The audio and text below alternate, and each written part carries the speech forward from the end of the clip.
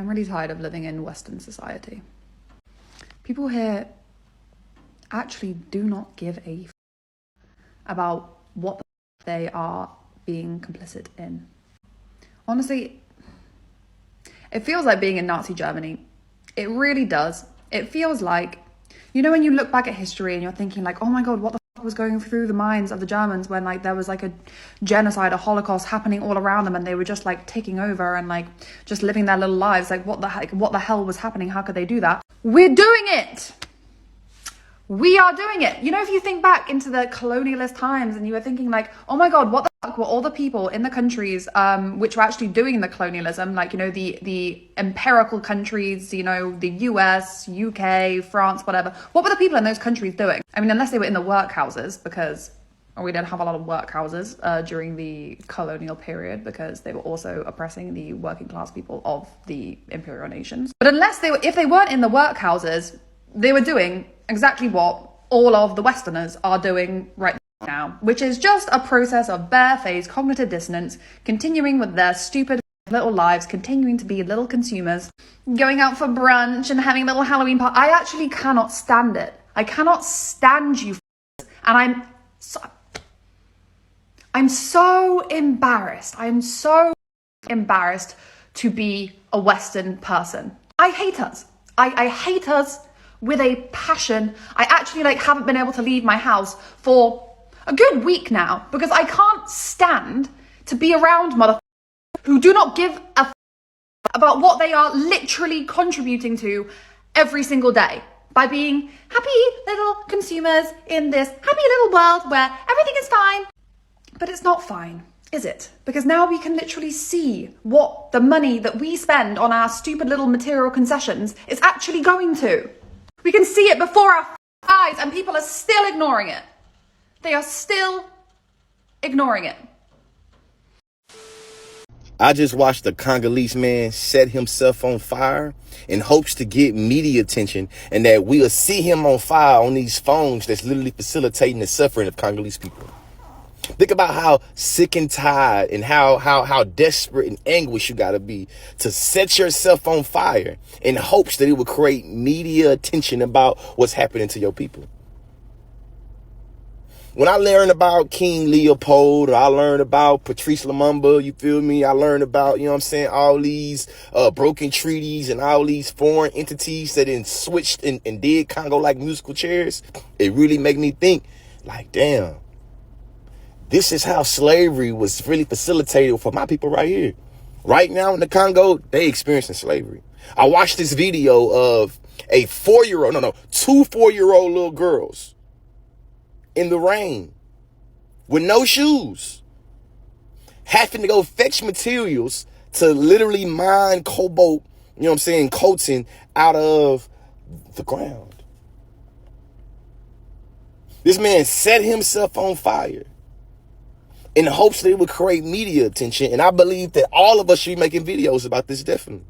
Make sure this was not done, you feel me, in a way that don't, like, come on, man, like, shit, this shit crazy. Did you know that there is a silent genocide, colonization, and slavery presently going on in Congo right now as we speak? Mainstream media isn't talking about it because they don't care. So now it's left to us everyday people to use our voice and whatever means we have available to us to speak for and fight for our brothers and sisters in the Congo. For more information on what's going on in Congo, I already made a video on that and it's linked down below in the description. So please go watch and share that video because the world needs to know. If I have learned anything at all from this past sad, painful, heart-wrenching, sickening couple of weeks, is that this world isn't it. This world not be at all. The truth, to an extent, really doesn't matter because people get to determine what the truth is. And when I say people, I mean the people up there, right? They are the ones who determine what the truth is, and they are the ones who share these truths that they've decided on. Propaganda is also very easy to spread. The second thing I've um come to realize. The people up there, they are very good. They know what they are doing. They've been doing it for hundreds of years right now. And they've been passing, from generation to generation, their playbook. Nobody can convince me that the colonizers them don't have a playbook. Yeah, they do. And I think they pass it back and forth amongst each other, saying things like, "This works. Have you tried this? We've been using it for a while. It's yeah, that's very effective. Use it. Have you tried this method? Very effective." Nobody can convince me that they don't give each other tips like this. So yeah, like she said, unsurprisingly, a lot of them folks in the West are very, nonchalant. They don't care about what's going on. They are being very complicit, like they were in the past when colonization and slavery and all of the heinous things that happened in history happened. The way they were, complicit back then, they are doing the exact same thing right now. And it's actually very sad, but I am not surprised, right? I am not surprised at all that they they act this way. It's a historical behavior. But Ogoro must jump, right? We don't have to wait for them to care. As a matter of fact, they will never care as long as they are not affected by it. Until it's something happening to them now, then we start hearing about how blue-eyed and blonde hair they are and why we should care because something is happening to them. To be all over the news, there are reporters will be talking about it and screaming and trying to get into everybody's conscience to care about them because, it's white life. And somehow in this world, it's only their life that matters, right? In conclusion, I want to say to my people that above all, what we should be focusing on right now is building ourselves and getting ourselves up there.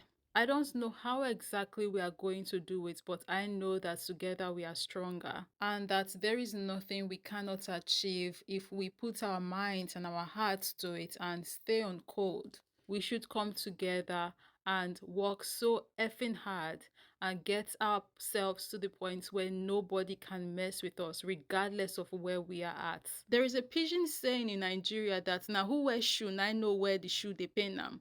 If I should translate that to English, it basically means it's the wearer of the shoe that knows exactly where it hurts if the shoe is tight, right? This shoe hurts and we know as a people exactly how it hurts and where it hurts. So what are we going to do about it? We have to effing take it off, right? And go get ourselves a better shoe, a more fitting shoe, a beautiful shoe, one we feel comfortable wearing. This sick world we live in only understands two languages, the language of money and the language of power. The saying, it's eat or be eaten, comes to mind. That's exactly how this sick world that we live in operates. Now, I personally do not like that saying. I do not operate by that saying in any way, shape, or form because I don't like oppression. The saying, eat or be eaten, is a saying that was created by oppressors to justify their oppression. That's an oppressor's motto. So yes, we need to be out there unapologetically looking after ourselves, securing our ends and changing our story, but we don't need to eat other people to do so. Not only because we don't even need to do that because we have all we need right here in our home, but also because the oppressor's mindset, the oppressor's motto is what got this world to the state that it is in right now. And we so desperately don't need more of that. We don't need to mirror the oppressor's behavior. We don't need to mirror their demonic ways. One thing we can do is make sure that we don't get eaten, is make sure that we are securing our home so the wolves can't come in. We can make sure that we have weapons to protect ourselves so that we can shoot the wolf even before it gets to our doors. So right now, I think all that we can do is at least make sure that we are not getting eaten. And doing that, not only will it help us secure ourselves, but it will also help us get to a level where we can also make sure other people are not getting eaten. And little by little like that, that's how we get the beautiful world that we all dream of. But yeah, maybe I'm naive, maybe I'm dreaming, but I think this world can be a far more better place for everyone. And the mindset of eat or be eaten isn't going to get us all to the far more better place that this world can be. So yeah, as always, we go there home. Let me know down below in the comment section what your thoughts are. Thank you very much for watching. I would see you guys in the next one.